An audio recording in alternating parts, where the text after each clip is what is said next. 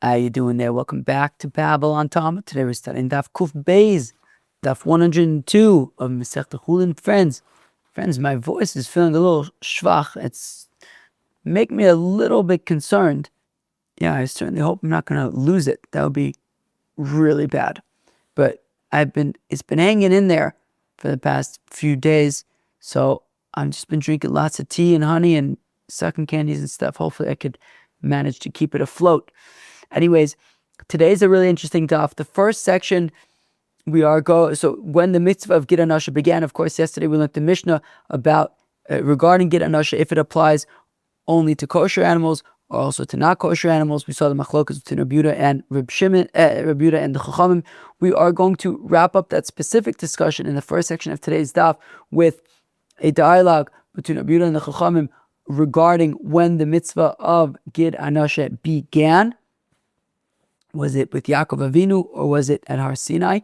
Now, once we wrap up that discussion, which is a short discussion, we then begin discussing Aver min hachai, because there are similarities also to Aver min hachai between Gid hanasheh and Aver min hachai in terms of, well, while Gid hanasheh is a question if it applied to Bnei Noach, Aver min hachai certainly did and does apply to Bnei Noach, and also the question is which animals does it apply to? Just like by Gid hanasheh, does it apply to only kosher animals? What about non-kosher animals? We're going to have similar questions with Aver min hachai as well. So the second section of today's daf is mapping out the scope of Aver min hachai.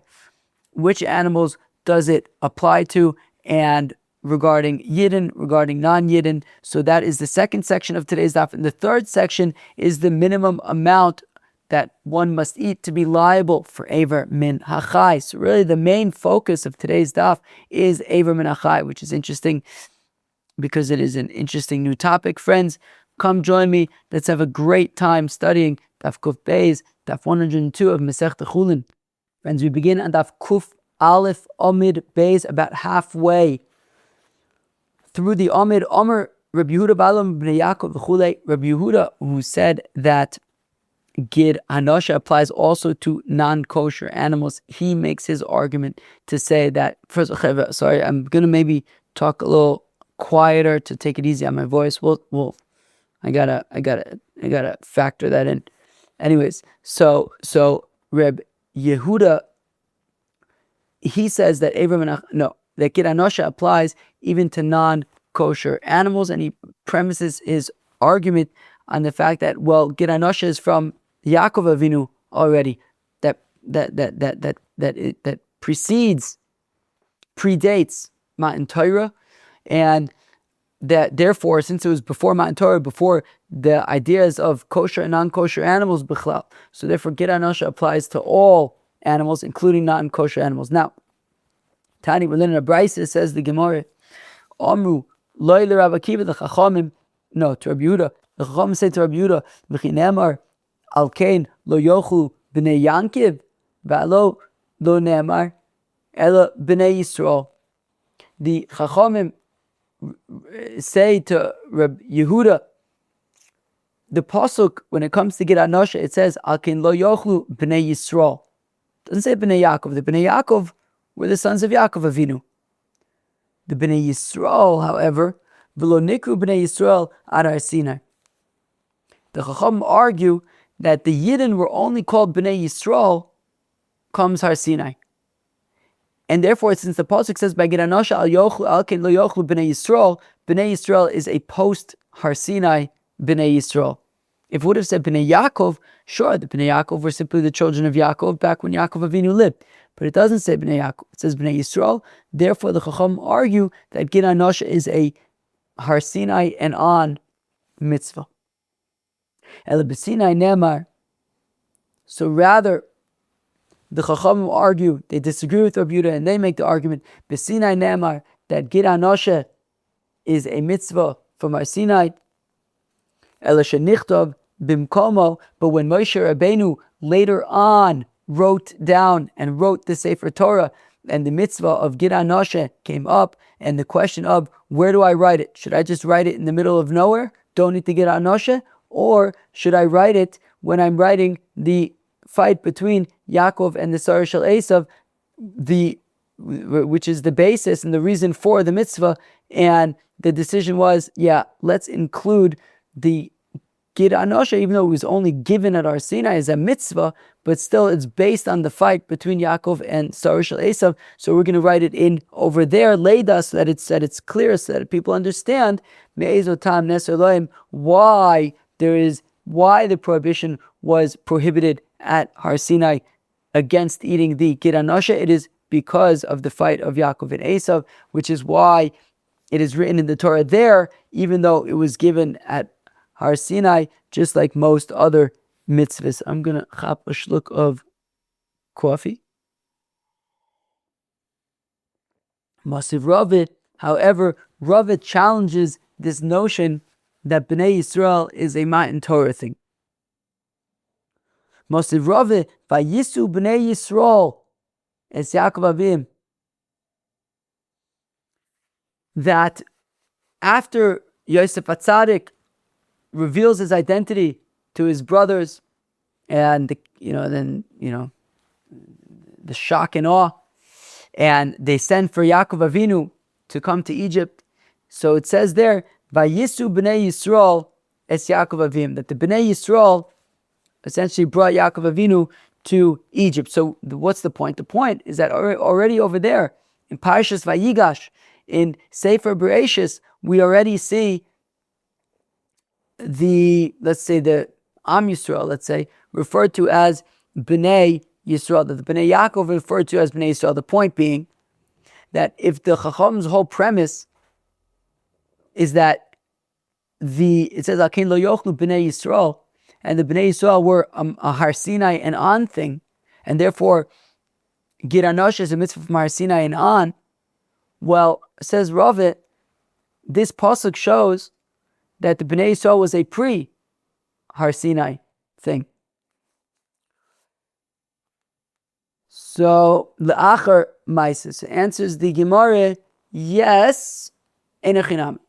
They were, in fact, called the Bnei Yisrael already then in Sefer Bereshis, the Parshas Vayigash, when they were bringing Yaakov Avinu to Mitzrayim. However, that story where it's saying Bnei Yisrael, and they brought Yaakov Avinu to Mitzrayim, was way after the fight between Yaakov and Esav, and the Sarah Shel Esav.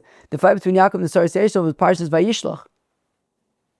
A whole lot happened since then, and the time that Yaakov Avinu was brought by the Bnei Yisrael to Mitzrayim. So it happened much later. Therefore, so let's go back to for a second. So Amalei Rav Achabrei Rav Ravashi. This is Rav Achabrei Rav Ravashi. Me'ayi shaita litzer. Okay, but at least make it also from then. So Keilu, what in the world is going on? What in the world is going on is that Rabbi Yehuda says that the mitzvah of Gid hanasheh is already from the time of the fight between Yaakov and the Sarah Shel Esav. The Chachavim say it can't be because it says Akein lo yochlu Bnei Yisrael. Bnei Yisrael are from the time of Har Sinai. Now, we just proved that actually, technically, Bnei Yisrael was already from earlier from Har Sinai, a few hundred years earlier from Har Sinai, when Yaakov came to Mitzrayim. So it said, okay, but that was still later than the actual fight. Okay, so what? But still, it may have been later than the actual fight, but we should say that the mitzvah of Gid hanasheh already applied from that time when Yaakov Avinu went to Mitzrayim, pre-Matan Torah. So, and for the Gemara, Amalei Rav Ashi answers, V'chi Torah paimim nitna. What is the Torah given in like a million different little times? This time this mitzvah, that time that mitzvah, just everything all over the place. Ha'ushaita lav shas ma'ase avoy v'lo shas ma'an Torah avoy. Look, the fact of the matter is that when Yaakov was brought down to Egypt, it was neither the time of the event, i.e., the fight between Yaakov and the Sarah Shel Esav, during which Yaakov Avinu's sciatic nerve was injured. Right? I mean, you basically, if you're talking about the mitzvah of Gid hanasheh, you have two opportunities. Right? There would be two times when that mitzvah was given. Either it was given at the time of the fight, which is what it's based on, or it was given at Har Sinai with Kemat all of the mitzvahs.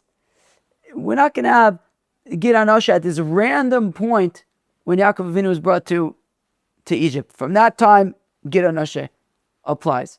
We can't have a situation where every single mitzvah is just being applied at completely random times. So rather, therefore, it's either going to be at the time that it happened or at Mamre Sinai, not at some random point in between when Yaakov came to Egypt. And therefore, according to the Chachamim, it says, B'nai Yisrael. At the time of the fight between Yaakov and Esav, they weren't yet the B'nai Yisrael, they were B'nai Yaakov, they weren't B'nai Yisrael. Therefore, the mitzvah of Gid hanasheh is not from the time of the fight. And if it's not from the time of the fight, Memele is going to be from Har Sinai. Whereas Rabbi Yehuda disagrees, and he says that it was already from the time of the actual struggle between Yaakov and the Sarah Shel Esav. And now we move on from Gid hanasheh to Aver min hachai. As I mentioned in the introduction, there are similarities between Gid hanasheh and Aver min hachai. Aver min hachai is one of the Sheva mitzvahs, B'nai Noach. And also the question is, what animals does it apply to? Kosher, non-kosher? Let's see. Says the Gemara, Ton Rabbanon, the rabbis taught Aver min hachai. When it comes to Aver min hachai, Noyeg ba behema chaya va'of. Aver min hachai, what is Aver min hachai? Aver min hachai means, in other words, don't be a pelican. Don't be a hawk. Don't be one of those nasty, nasty birds that we learned about in Elu Trefus, that they just grab their prey and just start like pecking at it, ripping apart its flesh while it's still alive. Or a pelican just goes and finds like little ducks and just scoops it up into its like basket beak and just tries swallowing it while it's flipping and flopping. Don't be like those wild birds, right? The Ramban said, I think Rabbeinu Tamid also said, we don't eat those birds because they're nasty, nasty birds. They just like start eating their prey while it's still alive. Those are nasty character traits in those predator birds, and we don't do that. We kill our food and then we eat it. So it's not about an Aver min hachai. So when it comes to Aver min hachai, eating a limb of an animal that's still alive, noeg ba behem chai va'of.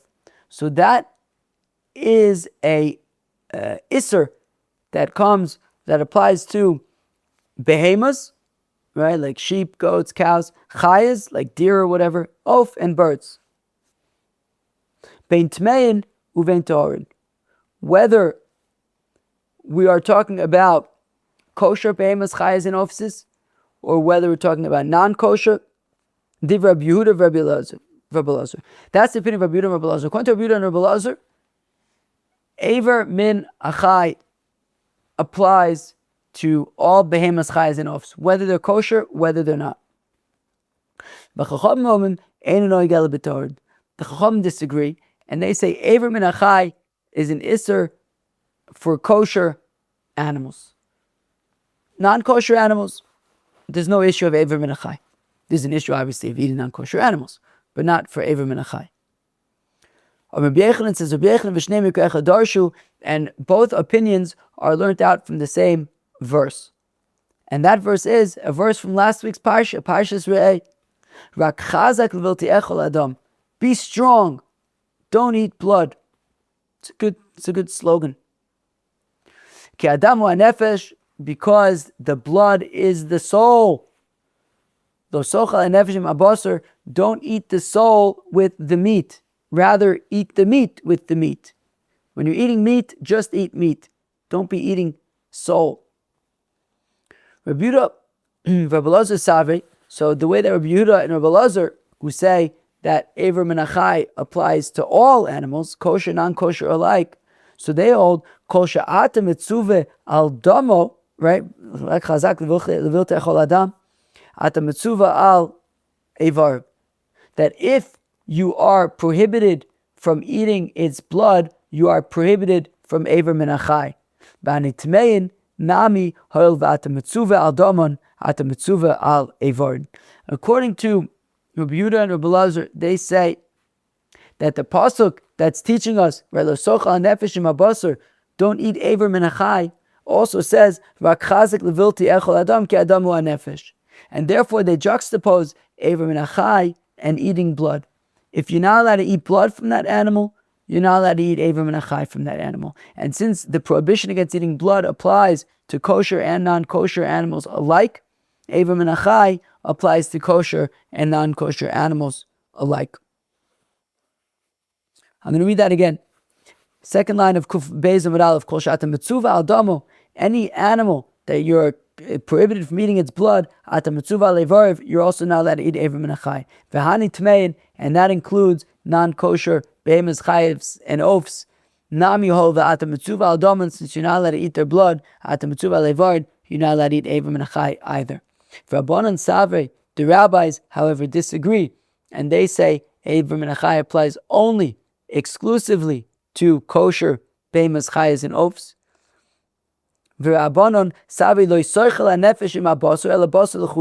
Don't eat the soul with the meat, just eat the meat. You don't want any life in that meat. You want meat in that meat. And therefore they extend that to say that an animal or a bird that you're allowed to eat its meat, you are prohibited from eating Eiver min hachai. If we're talking about animals and you're not allowed to eat them, Eiver min hachai does not apply to them, right? Since the pasuk of Leisoichel nefesh mabasar talks about meat that you can eat, so therefore Eiver min hachai applies only to animals that you can eat. Givaldik. So we saw the machlekes between Rabbi Elazar and Rabbi Yehuda, who say that Eiver min hachai applies to all animals, kosher and not kosher alike. And we saw the opinion of the Rabbanan, who say that Eiver min hachai applies specifically to kosher animals. And they both learn it from the same pasuk. Rabbi Yehuda lama le kra leisi iser Eiver lichol al iser tuma sheken isur noeg b'vnei noach. You hear the question? This is a question based on yesterday.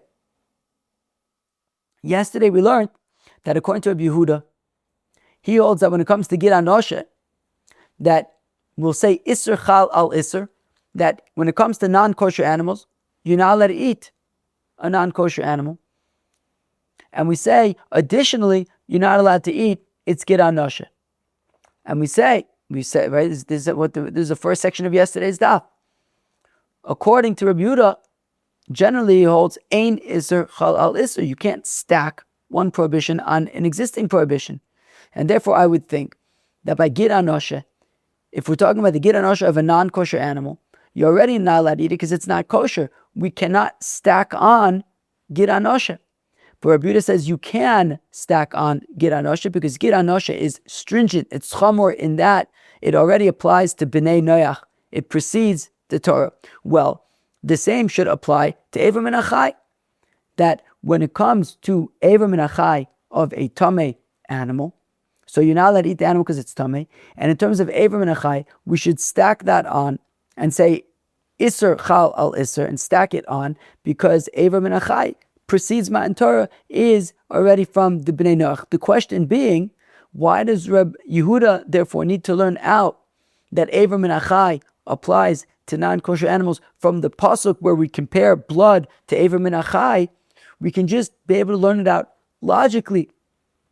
That since Eiver min hachai, right, we see that according to Rabbi Yehuda, he has this he has this approach, this perspective that we saw with gid hanasheh, and we should be able to apply to Eiver min hachai as well, that since it was already a mitzvah prior to Matan Torah, to the Bnei Noach, it should be able to be added on even for an unkosher animal. I wouldn't need the pasuk for that. I should be able to use the theory. Enochinami, to which the Gemara answers, Taka, use the theory. So why do we have the pasuk then? L'Reb Elazar, the pasuk is for Reb Elazar. Rabbi Yehuda enochinami. We saw yesterday that because if we're talking about an iser for the Bnei Noach, it would even apply to non-kosher animals. Rabbi Elazar, we did not see that theory though. He bases it on the pasuk where Eiver min hachai is compared to blood, as we learned earlier.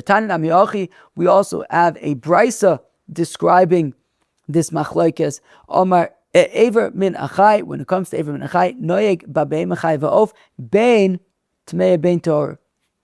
That when it comes to aver min hachai, that applies to behemoths, chayas, and oafs, whether kosher or even non-kosher. Shneimar, as the pasuk says, "Rak chazak levilti echol adam, kol she'ata mitzuva al damo, ata mitzuva al evarov, v'chol she'ata mitzuva al damo, yata mitzuva al evarov." Div Rabbi Elazar, like we saw earlier, that Rabbi Elazar, we also saw Rabbi Yehuda, but here in the Brisa we're specifically saying Rabbi Elazar was learning out from the pasuk. As we just said, Rabbi Yehuda technically doesn't need the pasuk, so Rabbi Elazar is learning from the pasuk that to any animals that you're not allowed to eat the blood, and that applies behemoths, chayes, and oves, kosher, not kosher, so aver min hachai applies. The Chacham Omim, whereas the Chacham argue, Eino noeg ela b'tehorin, the Chacham say no, aver min hachai applies only to kosher animals. Shneimar, as the pasuk says, lo yisoichel hanefesh im habasar ela basar l'chudei, don't eat the soul with the meat, just eat the meat with the meat. Kosher b'sar muter at mitzuva levarov, v'kosher ein b'sar muter ein at mitzuva levarov. Like we saw earlier, that aver min hachai only applies to animals that you can actually eat. Like it says, lo sochal hanefesh im habasar, don't eat the meat with its soul. Aver min hachai applies only to animals that you can actually eat. Kosher animals. Reb Meir Omer, Reb Meir, as a shita that we haven't seen yet, Eino noeg ela b'behema tahora bilvad. Reb Meir says that aver min hachai applies only to kosher behemoths. That's it. Behema tahora. Only to kosher behemoths.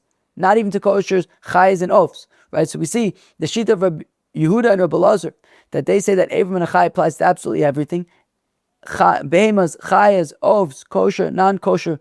The Chachamim say behemoths, chayes, and oafs, but only kosher. Reb Meir says only kosher behemoths.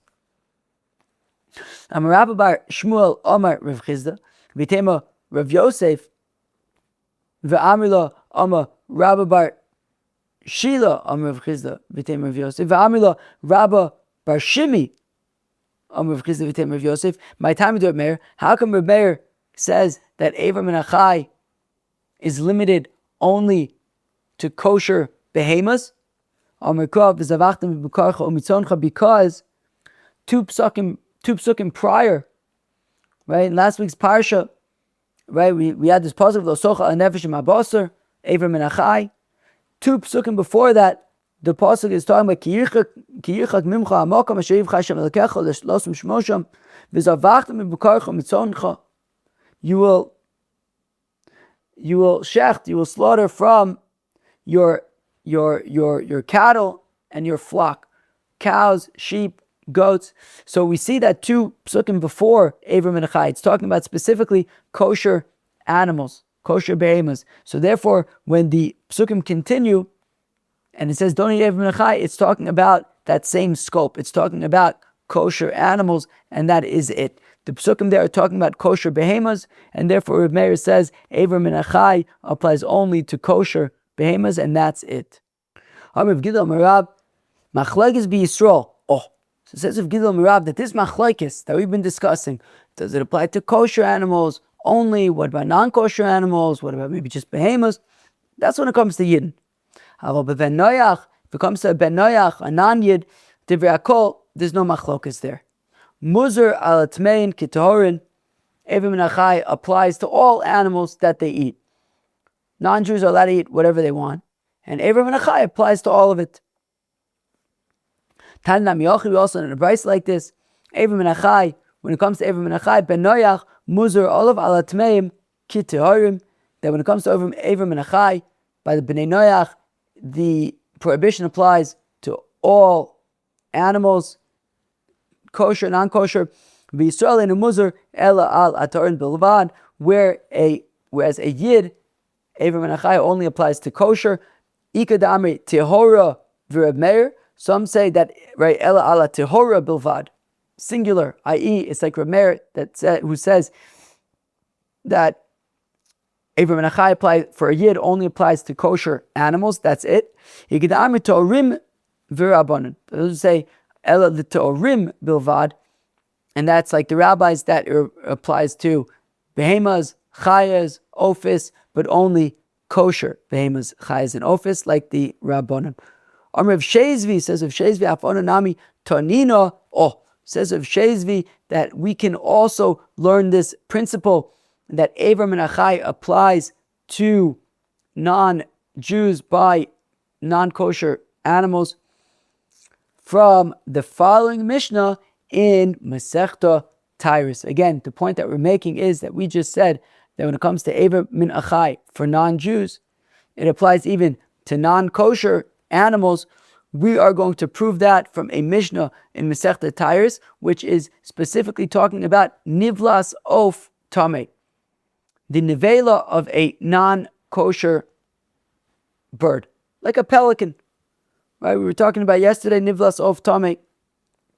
Says the Mishnah in Masechta Tyrus, the third Mishnah, Masechta Tyrus, achal ever min hachai, if a yid eats ever min hachai from a pelican, mimena eno sofer garboim. So he's not chai makis. If a person gives a pelican a taste of its own medicine, show what it feels like to be eaten alive. If a yid does this to a pelican, he's not chai makis, as we've said, that ever min hachai for a yid does not apply to non-kosher animals, in this case birds. Ve'ein shchita mitayrasa. And shechting a pelican does not make it tahor. What does that mean? That the shechita of a pelican does not make it tahor. B'man, who are we talking about? Ilim b'Yisrael, pshita dein shechita mitayrosa. This obviously isn't talking. The Mishnah is not talking about a yid. The Mishnah is obviously not saying, and if you shecht a pelican, it's not kosher. Obviously, it's not kosher. A pelican's not kosher. Shechting it's not going to make it kosher. It's a pelican. So the lav bivnei noyach. Rather, it's talking about bnei noyach michlal da also, which means that it's also. What's it talking about? It means, what it's saying is that by a ben noyach, shchita is not mitayr. You see, by a yid, we have hilchos shchita. A yid has hilchos shchita. The koneh, the veshet, the trachea, the esophagus, you slice more than halfway, as we learned earlier in Masechta Chullin, a long time ago already. There's hilchos shchita, and if you slice through a majority of the trachea and the esophagus by an animal, or a majority of simin echad ba'of, so shchita is complete. You completed the mitzvah of shchita, and at that point, even if it's still flipping and it's still flopping, if you want, you could already start eating it. Once the mitzvah of shchita is done, you can already eat it. By Ovdei Kochavim, however, that's not the case. Because by Ovdei Kochavim, they don't have mitzvahs of shchita. There's no mitzvahs of shchita. You basically kill your food. However you kill it, it's for an Ovdei Kochavim, that's fine. But you do have to wait until it's dead.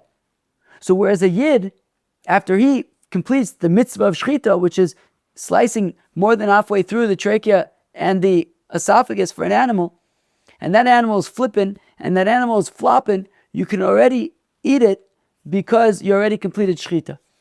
For an Ovdei Kochavim, however, as we're saying over here, ein shchita mitayrasa. Shchita alone does not make it kosher.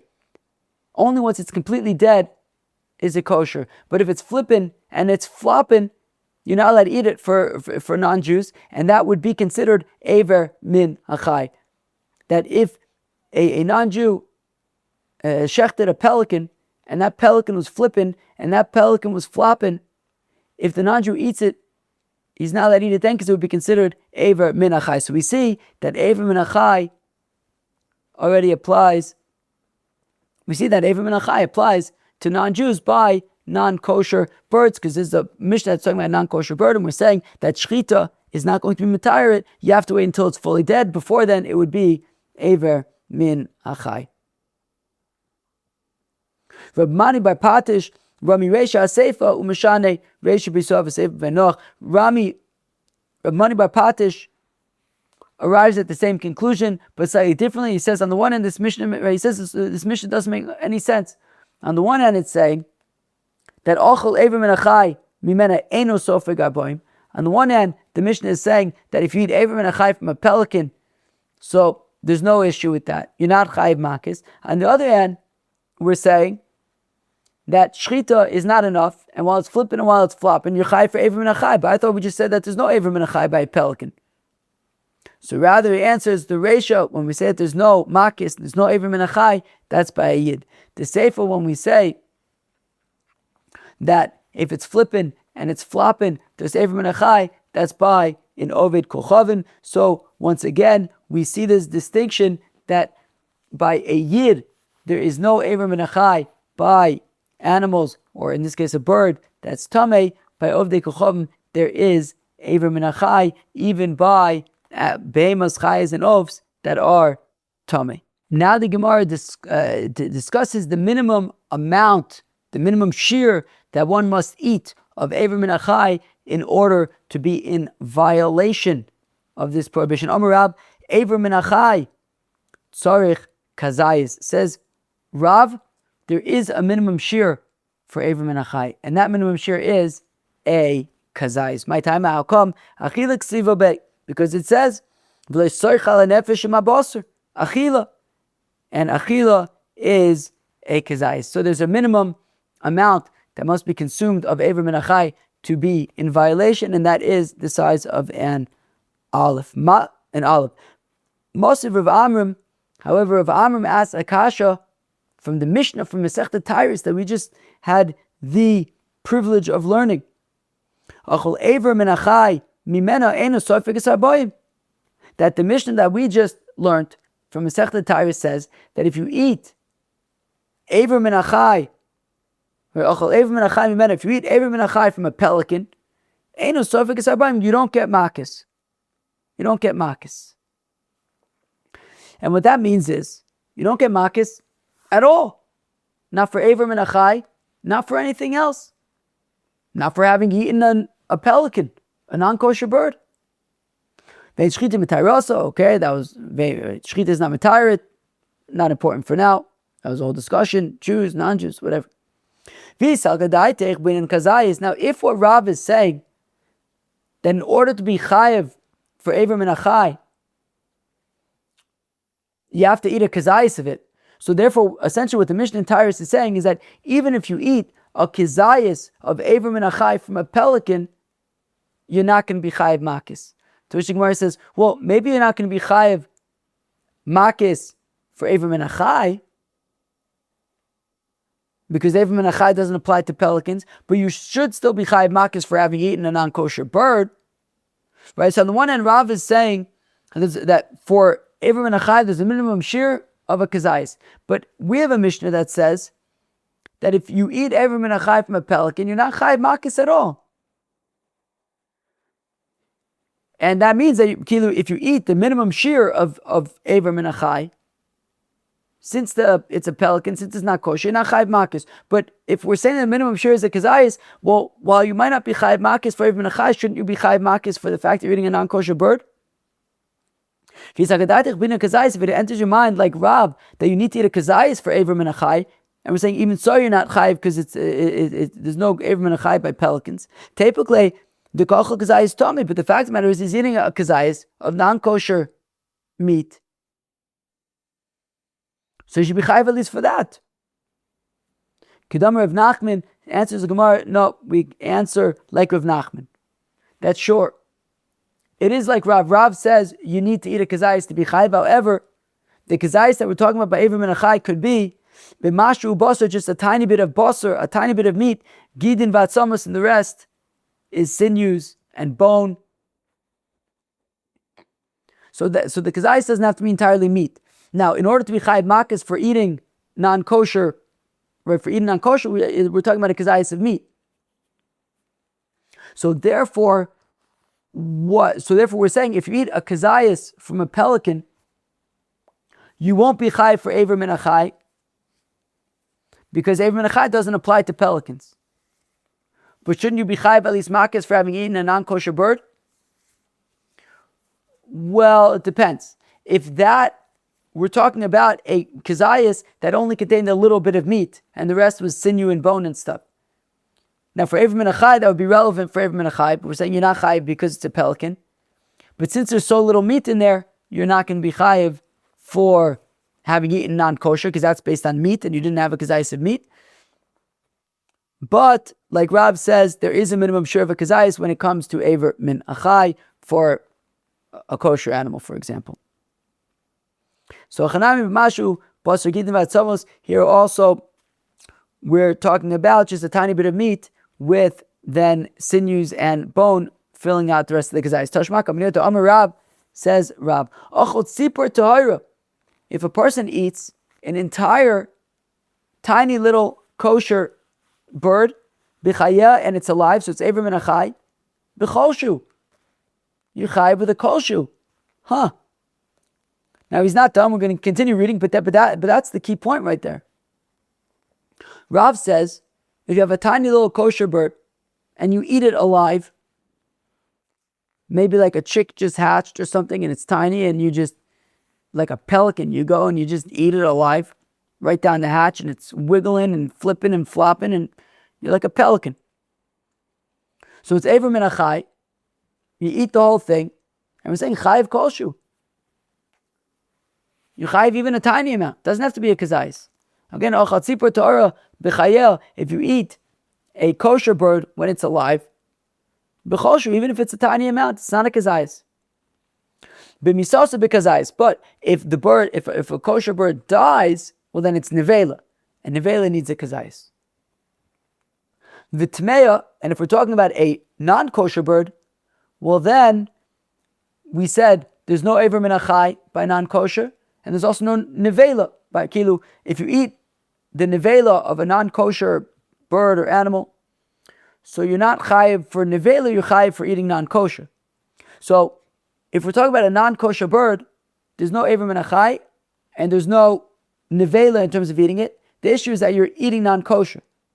So if it's made bein b'chayel, whether it's alive, bein b'misasa, whether it's already dead, b'cholshu, any amount, because since you're eating the entire bird, you're already b'chayiv. We see when it comes to nevela, there's no concept of beria by nevela. Rashi says it's because since it's not born as a nevela, it only becomes a nevela if it drops dead. Anyways, there's no concept of beria by nevela. You have to eat a kazayis for nevela, which is why we said a kosher bird, if it dies, it would have to be a kazayis because you have to eat a kazayis at nevela. But the kosher bird, when it's alive and it's Ever Min Hachai, we said bikolshu, any amount. And a non-kosher bird, also whether it's alive, whether it's dead, also any amount, since we're talking about a whole bird and we're talking about it, being chayiv for eating non-kosher, and there, since you're eating the whole thing, you would be chayiv even if it's less than a kazayis. So, and for the Gemara, Chanami b'mashu basur gidim v'atzomos, here also you could say, right, because Rav had said you need to eat a kazayis for Ever Min Hachai. We had just said, Achot sipur Torah b'chaya b'kolshu, that if you eat an entire little bird, when it's alive, it's Ever Min Hachai, and you eat the whole bird, b'kolshu, any amount. So we wanted to say that even though it's less than a kazayis. So we answer, no, it's a kazayis. What's less than a kazayis is the meat. There's less than a kazayis of meat, but the bones and the sinews fill out the kazayis. But there is, when you combine everything together, there is, in fact, a kazayis. Tashma, come in here. Notol tzipor shembo kazayis. If you take a bird, Rashi says a kosher bird. If you take a kosher bird, shembo kazayis, then it doesn't have a kazayis. Then it does not have a kazayis. Ve'achalo, and you eat the whole thing. Rebbe poter. Rebbe says you're poter because he does not consider that to be Ever Min Hachai. Ever Min Hachai is a limb. If you eat the whole thing, that's not Ever Min Hachai. What does Rashi say? Ever Min Hachai b'shlema. The lab Ever Mikayah. A whole bird is not called an Ever, and therefore Rebbe does not consider this to be Ever Min Hachai, and he says you're poter. V'blazar Reb Shimon Mechai. Blazar Reb Shimon would consider this to be Ever Min Hachai, and he says that you are chayiv. And again, we said that tzipor she'ein bo kazayis is less than a kazayis. Let me chapash shtickle coffee because my throat's a little dry. So says Rabbi Elazar Reb Shimon to Rebbe, Rabbi Elazar Reb Shimon, Kavachomer, Al Ever Mimena Chayev, Al Kulu Lo Koshken. Rabbi Elazar Reb Shimon says to Rebbe, if you were to have eaten if the person were to have eaten just one of those limbs, he would be Chayev. Certainly he should be Chayev for having eaten the whole thing. Now continues the Brisa, Chonka, if you strangle the bird to death, V'achala, and you eat it, well then it's Nevela. Divrei Akol, B'Kazayis, everyone agrees that it would have to be a Kazayis since it's Nevela. Arkan lo plige, ela demar saver b'chayeh leivarim omedes, umar saver b'chayeh lav leivarim omedes. The machlokes between Rebbe, who says that you're potter, and Rabbi Elazar Reb Shimon, who says that you're chayiv, is simply, as we said, do you consider this to be Ever Min Hachai or not? Rebbe says, by eating this whole tiny bird, we don't consider it to be Ever Min Hachai. Rabbi Elazar Reb Shimon says, we do consider it to be Ever Min Hachai. Why is that? Because it's a difference of opinion of this bird when it's alive, do we view it as if it's already like it's, the sum of its parts, right? Meaning the Torah says you're not allowed to eat the limbs, you're not allowed to just rip off limbs and eat them. But if not for the fact that the Torah says that you're not allowed to do it, we would. And we view this bird when it's alive as if it's just a bunch of pieces of meat, different limbs. So Rebbe says we don't view it that way. We don't view this bird when it's alive as pieces of chicken. And therefore we don't view it as avarim, and therefore if you eat the whole thing, we don't view it, it's not going to be Ever Min Hachai. Rabbi Elazar Reb Shimon says, even when it's alive, we view it as different pieces of different parts of chicken, and therefore it's already considered avarim when it's alive, and if you eat the whole thing alive, it will be considered Ever Min Hachai. Again, the machlokas between Rebbe and Rabbi Elazar Reb Shimon is simply that Rabbi Elazar Reb Shimon views this bird, even when it's alive, as being bird parts, and when you eat it, when it's alive, you're chayiv for Ever Min Hachai. And Rebbe says, so long as the bird is alive, we don't view it as being, parts of meat. It's a whole bird. And therefore you're not going to be chayiv for Ever Min Hachai if you eat the whole thing. But what nobody's talking about, though, is the fact that it's less than a kazayis. Nobody's talking about that. Elazar Reb Shimon, he's saying you're over for Ever Min Hachai, you're violating Ever Min Hachai, even though it's less than a kazayis. And Rebbe doesn't seem to have any issue with the kazayis. He's just saying we don't view it as Ever Min Hachai. However,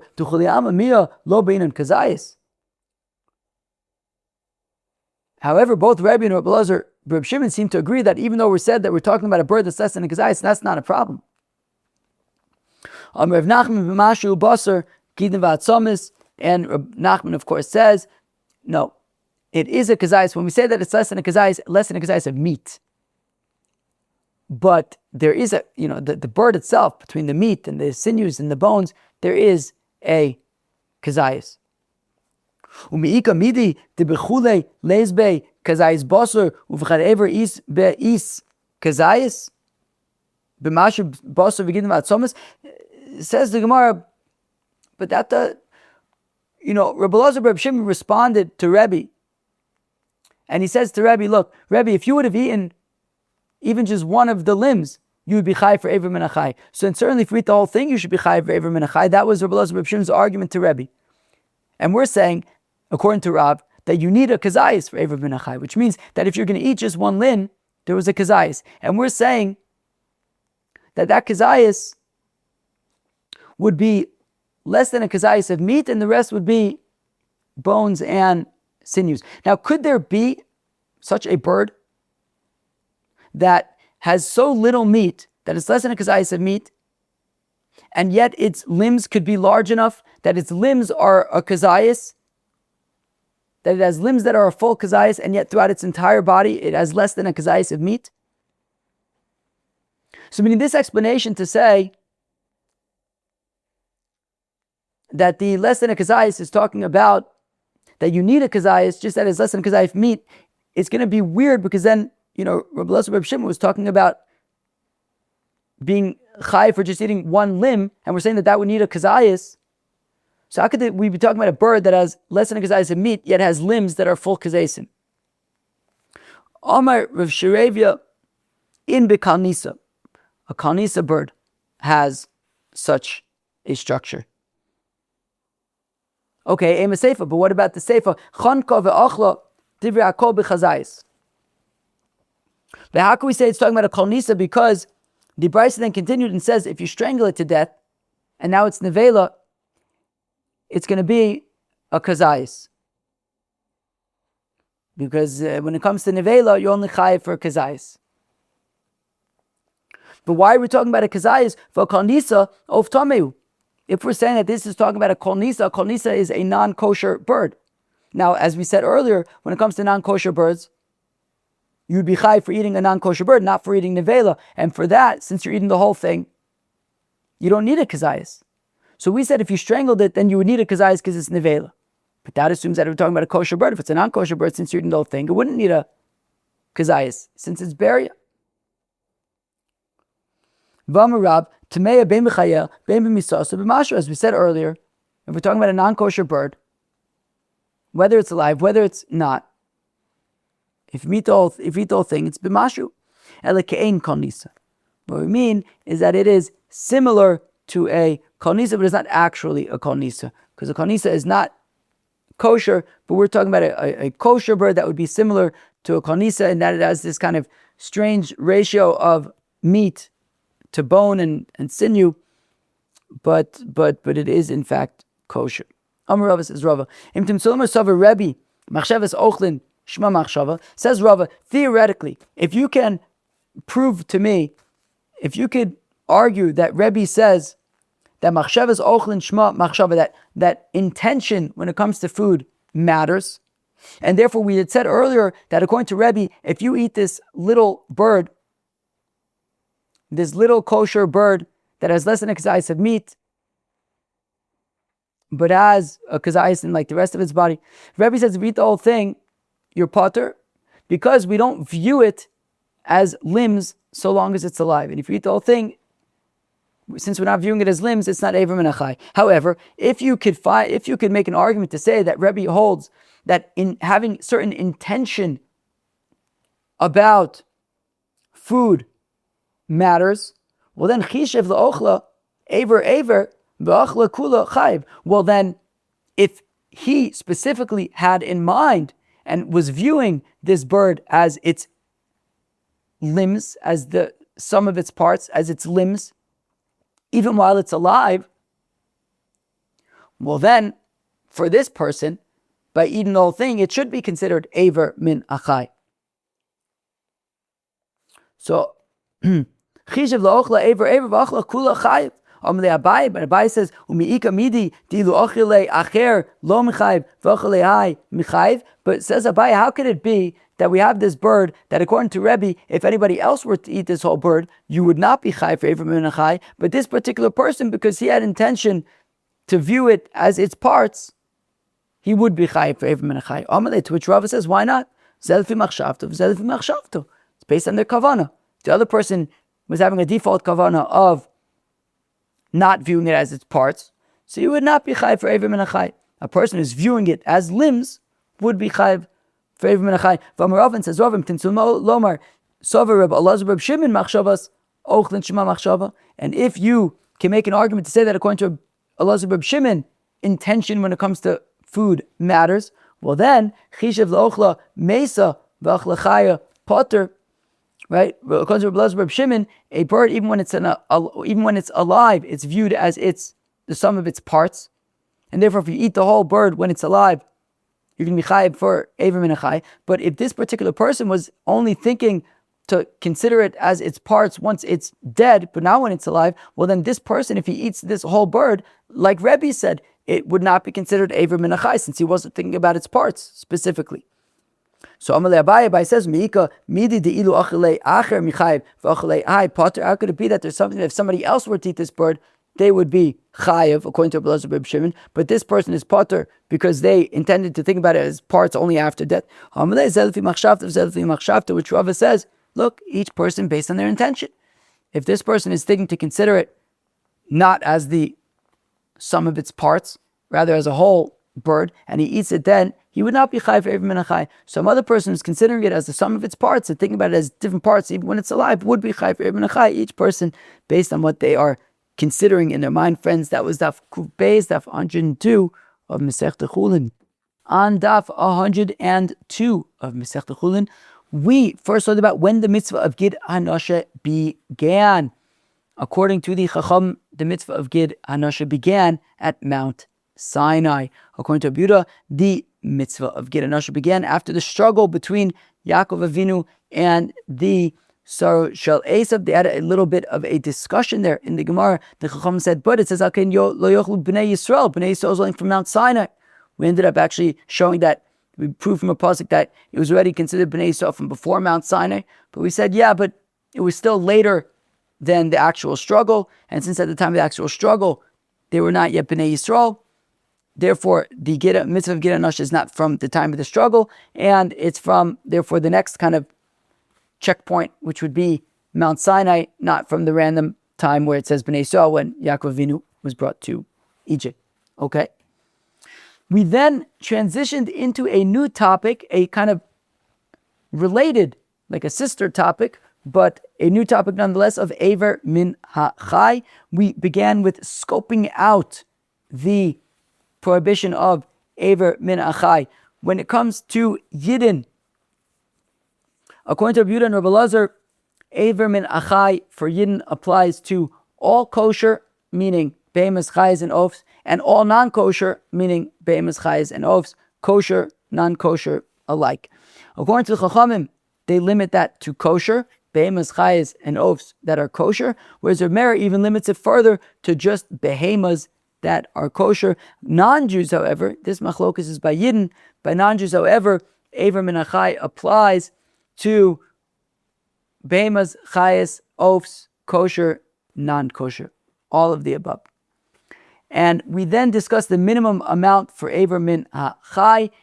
Rab had said it is a kazayas. We then brought all sorts of sources that could imply that maybe it was even less than a kazayas, but we kept on explaining that when it's talking about less than a kazayas, it's talking about just the meat.